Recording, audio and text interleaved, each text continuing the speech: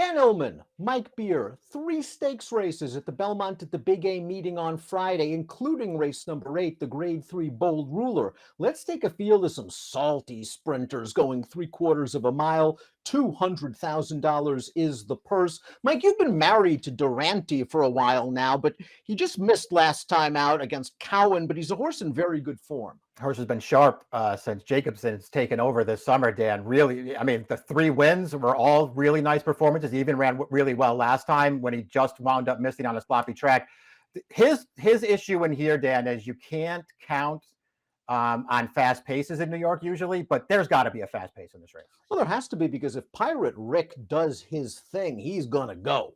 And that's the number 3, Pirate Rick. Durant is very quick from the inside as well. Pirate Rick, though, Mike, sometimes is a little bit of an in-and-outer. And if he doesn't break, Durant could find himself on the lead. I guess the question mark for the entire race, not only from a race standpoint, but from a race shape standpoint, is what do you do with the Western Canadian shifter, Jeffa? Yeah, that's another horse who's coming into this race sharp. He's obviously getting a big class test here, but he's supposed to just add more fuel to the fire here as far as the pace goes. Stage left, the number 1's a pretty tactical horse. He is Durant's uncoupled stablemate. He had a little stakes win in the Rumson 2 starts back, going 5/8, a race which he was pretty much hard sent throughout and was just better than those horses. Here's his most recent start, the Light Diffuse, and I thought he was kind of put to a hard chase on the turn to go after these 2 favorites who tried to get away, and the favorites all got tired. Dollarization pulled off the upset from the back. Yeah, I mean, listen, I'm a fan of stage lefts. I don't think this is necessarily, his greatest performance. He's going to get a little tired in the stretch of this race. His prior form's pretty good, though, Dan. Listen, he's been around forever. You can always count on stage left to show up and run a pretty good race. Wesley Ward had him for a while. The Cantermachis had him for a while. He runs really well for everybody. I've never thought of him as a graded stakes quality sprinter, but he's pretty good. Durant again has been in very, very good form. 4 wins in a row. A win snapped last time out by Cowan, a horse that had a very good trip, tracking Durant, who was occupied up front with another racehorse. And in this situation, if Durant gets to the lead, all of a sudden he becomes very interesting. Would you take 5-2 on him? I know he's in good form, but this is a pretty big leap in class. Yeah, no, I don't think I would take that kind of a price on anybody in this field. It's a grade 3. Listen, it's not a super strong grade 3, but it's still, I still think he's up in class here. His 3 prior wins, they're all really strong performances. He has really good speed in his races, and he did run well last time. I don't think it's that hard to look at that race and say that Durant was best. He just happened not to win. I still don't think I'd take a short price on him.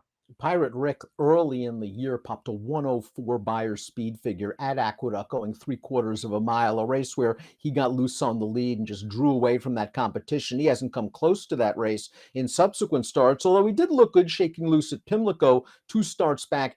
First start off of a little bit of a layoff. Last time out was an off-turf race. He couldn't get forward, and when he doesn't get forward, he loses interest quick. Yeah, he lost all chance in that last start. He got bumped between horses at the start. He wound up last, and that was it for him. He never really did anything in that race, but he's a horse.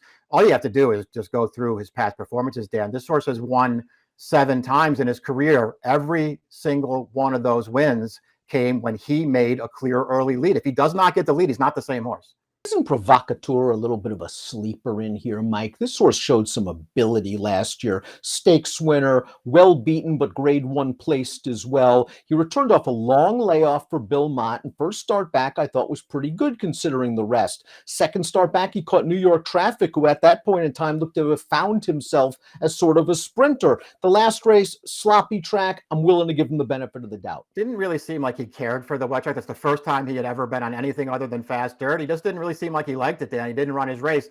2 back, he got involved. That was a race that totally fell apart late, and New York Traffic came and picked up the pieces, but he ran fine there. New Beyer top off the layoff in a race that he certainly might have needed.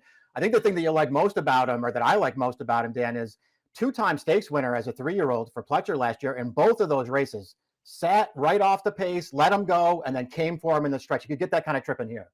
Thanks to a runner-up effort in the 2021 Saudi Derby, Cowan, the number 5, is closing in on $1 million in career earnings, and he's won 2 of 3 for Ray Ginter and Lynn Cash's Built Right Stables, including this win over Durant last time out. Again, Durant had to deal with pace pressure. Cowan tucked in behind. The rail opened up. It was a dream run. Yeah, he got a perfect trip in this race. He's 1,000,000 to 1, but he still, Dan, he traveled pretty well throughout this race. It's not like he came from 1,000,000 out of it and just picked up a bunch of pieces. He sat behind the leaders, he got through on the rail, and he's going to duel with Durant late here, and he's going to prevail. It's not like this horse doesn't have back dirt races too that suggest that he's pretty good, Dan. You just got paid with him last time, and you're not going to get anything like that kind of price in here. Twisted Ride is a very hearty Pennsylvania bred who's won 8 times in his career. His race in the Rumson 2 starts back, the race that Stage Left won. Again, he was just asked for run from the start in that 5 furlong race in between horses, and I just don't think that race was run to suit him. And I talked to Mike Moore at Laurel before the Maryland Million Sprint, and I know that track was rated fast. Listen, this track is not rated fast. It was very, very wet. It was rainy. Twisted Ride steadied hard in the early portion of this race. He has a lot of work to do. The fact that he gets second behind a progressive horse in 7's11 shows me he's in good form, and I like they're wheeling him back in less than 2 weeks. Yeah, I like the fact that he gets second in this race too. I mean, there's never a point where it looks like he's going to win, but he's pretty game to get second. And I'm just going to defer to you on this race, Dan. When I watched the replay back and I saw the short comment there, checked by base, I thought, maybe he had real trouble. I don't know. I didn't really feel like he had real trouble in that race, but maybe he did. His other races are certainly good enough to give him a chance in here. I think any kind of early trouble for him is real trouble because he's the kind of horse that likes to be in the race, second or third early. And when watching that race live from the winner's circle, look, he got steadied back. You knew he was in big trouble, and he had a lot of work to do as you saw it turning into the stretch. It was a game performance. He's shown he can step on this circuit in the past. He's an interesting horse that might be able to tuck in behind the pace at a pretty good price. Five Dreams is up next, another horse based in Parks. He's a bigger price. He ran on turf last time out. It was the Turf Monster. It was a race run over just a boggy turf course. He seemed to handle it better than some of the other horses. His prior race on dirt, I don't know, Mike, he finished ahead of Dollarization, who came back to win the Light the Fuse recently. This horse has to improve by leaps and bounds. Yeah, he does. He's a former claiming kind of horse, and I'll give these connections credit. They've gotten this horse pretty good, actually. And he's run a race or two that if he could show up and run that here, maybe it would give him a chance in this race. It feels like a wet track would certainly help this horse, Dan. He has faced Twisted Ride a couple of times earlier this year, and he was no match for that horse. Who has Jeffa been beating up in Western Canada? I have no idea, but he deserves an opportunity in this race, winning 5 of 7 this year, based at Assiniboia Downs. This race is at Century Downs, and he just never gave a couple of minor next out winners a chance, showcasing some blazing early speed. It's a big class test. If he's going to do it, he's in the right barn with Rob Atras. Yeah, I'll agree with that. I mean, he's just really, really hard to evaluate here, Dan. He's obviously moving way up in class.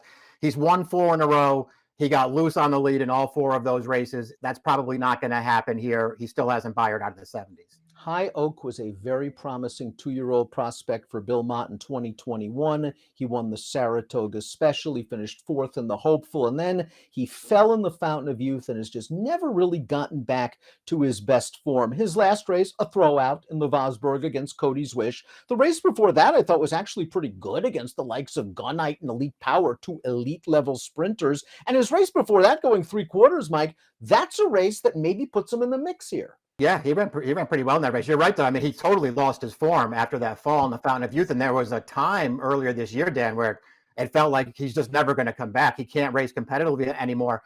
But 3 back, he picked it up. His last 2 races are not bad against horses that are light years better than the horses he's going to be racing in here.